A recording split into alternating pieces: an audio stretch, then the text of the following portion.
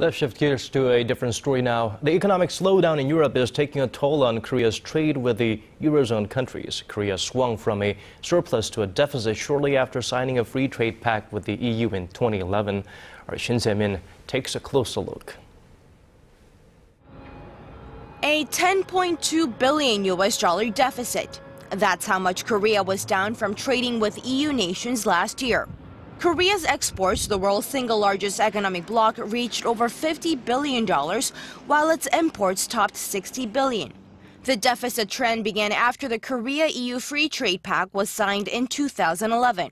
The following year, Korea suffered the first deficit in 15 years in its trade with Europe, with a shortfall of $970 million.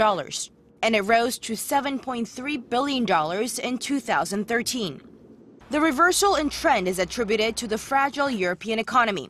The situation is so desperate that the European Central Bank recently decided to pump $68 billion every month into the economy to prevent it from completely grinding to a halt. On the plus side, lower tariffs meant a surge in European exports to Korea.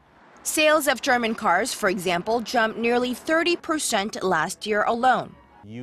Imports of German cars, European furniture, and medicine soared, and with the recent sanctions against Iran, many Korean importers turned to EU for crude oil.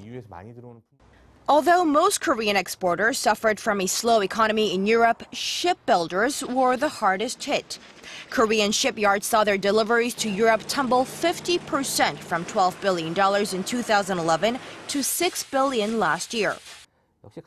While overall demand is suppressed, Chinese and Japanese shipbuilders have offered cheaper prices to snatch orders from their Korean rivals, taking advantage of the Korean currency's appreciation.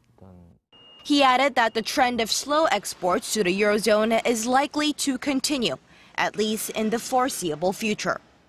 Experts say that although the gaping trade shortfall is largely due to chronic economic slump in Europe, Korean companies will have to step up efforts to make their products more attractive to European consumers in terms of price, quality, and branding. Shin Se-min, Arirang News.